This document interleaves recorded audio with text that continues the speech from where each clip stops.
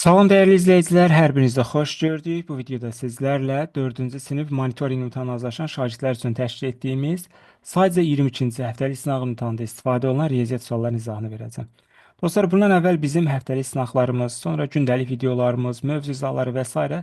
YouTube kanalımızda paylaşılıb. Əgər kanalımızla yeni tanış olursunuzsa, kanalımıza abunə olursunuz və həmin videolarla tanış ola bilərsiniz.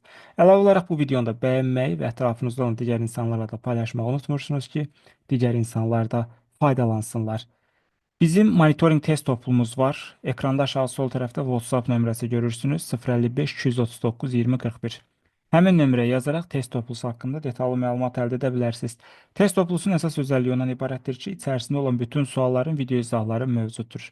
Yəni imtahan bitdikdən sonraki müddətdə də yay tətilində məsələn şagirdlər həmin kitab vasitəsilə 4-cü sinif materiallarını rahatlıqla təkrar edə bilərlər. Əlavə olaraq bizim ödənişli və ödənişsiz qruplarımız var. Həmin nömrəyə yazaraq həmin qruplar barədə detallı məlumatlar əldə edə bilərsiniz.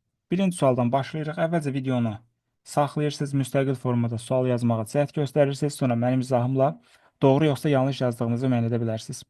Birinci sualımızda Jasmin rəngli kağızlardan şəkildə təsvir olunan ornamentdə bir neçəsini düzəltmək istəyir.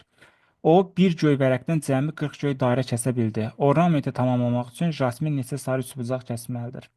Diqqət yetirsəniz, ornamentdə 5 ədəd göy dairə var və Jasmin ümumi olaraq 40 göy dairə kəsib bütün işini tamamlamaq üçün. 40-ı 5-ə bölsəm, demək ki, Jasmin 8 dənə ornament düzəldib, hansı ki, ekranda sağ tərəfdə gördüyümüz şəkil və hər birində 5 dənə göy dairə istifadə edibsə, bəli, 8-i 5-ə oranında həmin 40-ı alırıq. Təkrar edirəm, ornamentlərin sayı oldu 8 və hər ornamentdə 4 dənə sarı rəngli üçbucaqdan istifadə edib. Biri bu, ikincisi bu üçbucaq, 3 və 4. Sonra 8-i vururam 4-ə, alacam 32, yəni 32 dənə sarı üçbucaq kəsməlidir. İkinci sual, restoran kampaniya edərək 3 dönər alana 200 ml ayran hədiyyə verdi. Bu kampaniyada 3600 ml ayran hədiyyə edildisə, neçə dönər satıldığını tapın. Əlbəttə ki, biz burada hər dönərə neçə millilitr ayran hədiyyə olduğunu tapa bilmərik. Sadəcə 3 dönər alan zaman 200 millilitr ayran hədiyyə verilir. Yəni 200 3-ə tam bölünmür. Bunun üçün nə etməlisiniz? 3600-ü 200-ə bölmək lazımdır ki, görək biz neçə ədəd ayran hədiyyə etmişik. Yəni fərz edək ki, 200 millilitr ayran bir qab edir. 3600-ü 200-ə böləndə hər birindən 2 dənə 0 silərəm. 36-nı 2-yə böləndə düşəcək 18. Yəni düşünün 18 dənə ayran hədiyyə verilib. Və hər birinə də 3 dönər satılıbsa 18-i 3-ə vurmaq lazımdır. 18-i 3-ə vuranda yəni 54 dənə dönər satılmış olur. Düzgün cavab C variantı. Üçüncü sual. Aşpaz bir yemək üçün 3 ədəd soğan, 5 ədəd pomidor və 7 ədəd yumurta istifadə etdir. O, bir neçə yemək hazırlamaq üçün 42 ədəd yumurta istifadə etdi. Aşpaz yeməklərə müvafiq olaraq neçə ədəd soğan və pomidor istifadə edir?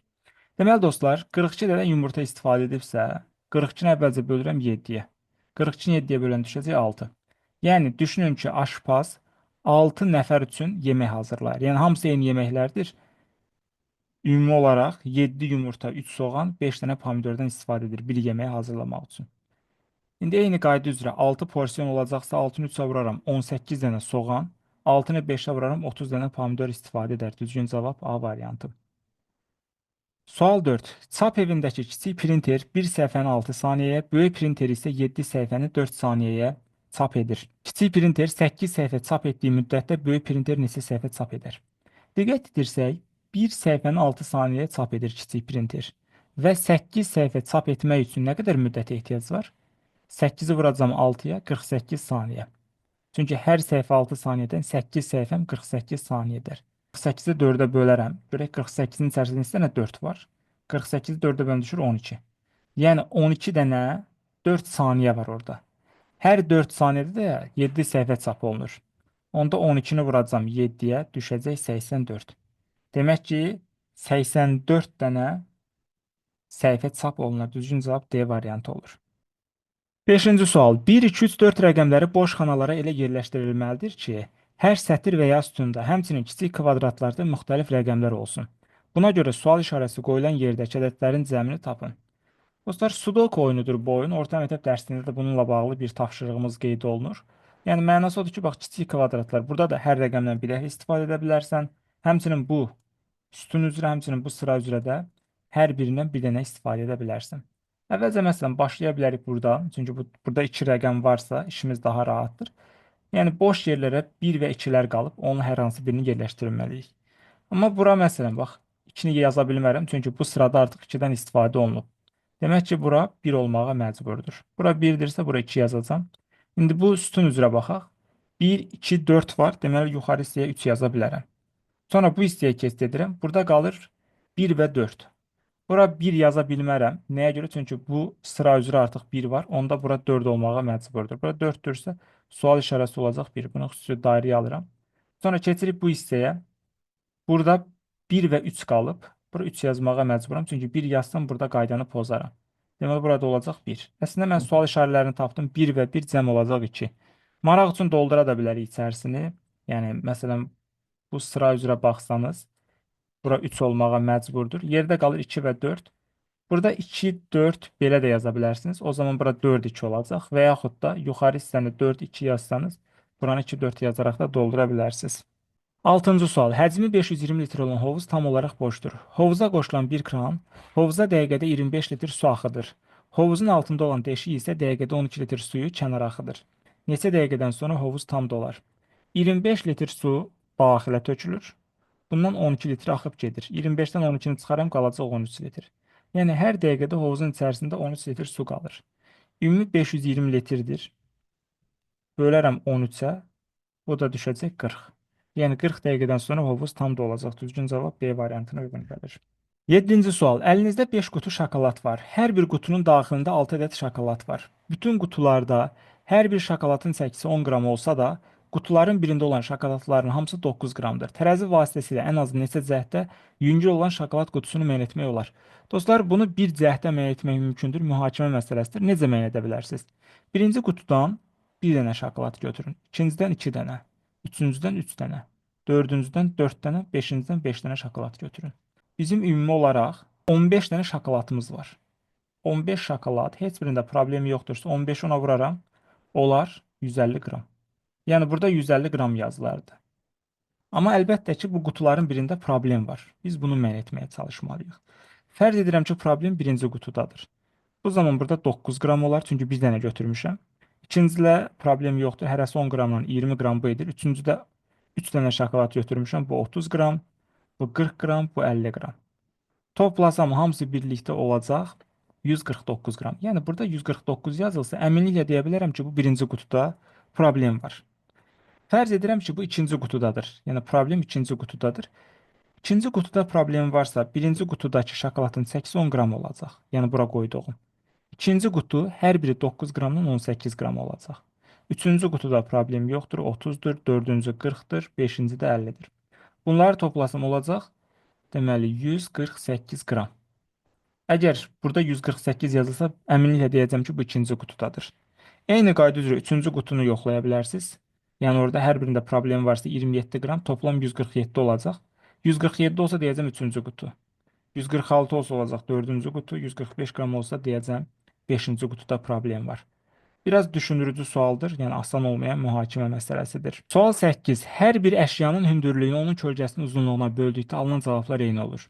Ağacın hündürlüyü 3 metr 60 sm və kölgəsinin uzunluğu 1 metr 20 sm olan vaxtı hündürlüyü 150 sm olan uşağın kölgəsinin uzunluğunu tapın.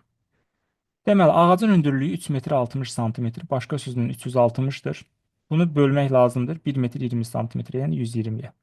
Bunu böləndə sıfırları silərəm, 36-nı 12-yə bölən düşəcək 3. Eyni qayda üzrə bu şəxsin boyunu, yəni 150 sm-dir.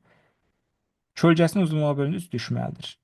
150-ni bölürəm 3-ə düşəcək 50 sm. Deməli, kölgəsinin uzunluğu 50 sm-ə uyğun gələcək. 9-cu sual. Malik, Nigar, Kərim, Famil və Ləman kassada növbəyə durublar. Malik və Nigarın arasında yalnız Famil dayanıb. Kərimin arxasında duran Ləman sırada axırıncı deyil. Sırada ən ortada kim dura bilər? Deməli, Famil Nigarla Malikin arasındadır. Yəni bir versiya bu ola bilər ki, Malik, Famil, Nigar olsun və yaxud da Nigar, Famil, Malik olsun. Bu formada qeyd edirik. Sonra deyir ki, Kərimin arxasında duran Ləman sırada axırıncı deyil. Onda bunlar əvvəldədir. Yəni Kərim, Ləman, Kərim, Ləman. Bunları sonraya yazmayacağıq. Sırada ən ortada durana ya malik olacaq, ya da nigar olacaq. Əlavə bir şərt vermədiyi üçün də variantlarda yalnız malikin adı olduğu üçün deyir kim dura bilər? Malik dura bilər. 10-cu sual. 5 qardaş var. Kamal, Ramiz, Amil, Camal, Nazim. Bütün qardaşlar arasında yaş fərqləri eynidir. Onların dediklərinə əsasən hansı qardaşlar arasında yaş fərqinin daha çox olduğunu tapın. Yaş fərqləri eyni nə demək dostlar? Yəni məsələn hamısı arasında 2 yaş fərqləri var. Bu şəkildə düşünə bilərsiniz. Nazim, məndən böyük 2 qardaşım var. Camal, məndən böyük 4 qardaşım var. Kamal, məndən kiçik 3 qardaşım var. Amil, məndən kiçik 1 qardaşım var. Ramiz, məndən kiçik 4 qardaşım var. Yəni burada hər bir şey verilir. Ramiz deyir ki, məndən kiçik 4 qardaşım var. Onda Ramiz ən böyükləridir. Bura R yazıram. Ümumiyyətlə 5 şəxsdir. Bu formada düşünə bilərik. Sonra Camal deyir, məndən böyük 4 qardaşım var. Onda Camal buradadır. Ən kiçikləridir. Kamal deyir, məndən kiçik 3 qardaşım var. Onda Kamal ikinci qardaş olacaq ki, ondan kiçik 3 nəfər qalsın burada. Amil, məndən kiçik bir qardaşım var. Onda Amil bu hissəyə düşəcək. Və nəhayət Nazim qalır. Nazim deyə bilər, həm məndən böyük 2 qardaşım var, həm də məndən kiçik 2 qardaşım var. Hər iki versiya doğrudur. Hər kəsi bilirik artıq. Deməli, indi hansılar arasında yaş fərqi daha çoxdur? Kamalla Ramiz. Bunlar eynidir. Yəni ard-ardadır daha doğrusu. Sonra Camalla Kamal. Ha, bu çox olacaq. Fikir verin. Amma baxırıq variantlara. Amil və Camal. Bunlar da qonşudur. Nazim və Amil. Bunlar da qonşudur. Camalla Kamal arasında yaş fərqi daha çoxdur, diqqət yetirsəniz. Belə dəyərli dostlar, bununla da izahımız yekunlaşdı. Videonu bəyənməyi və ətrafınızda olan digər insanlarla paylaşmağı unutmuşsunuz. Sağ olun, bir sonraki izahlarda görüşərik. Hələlik.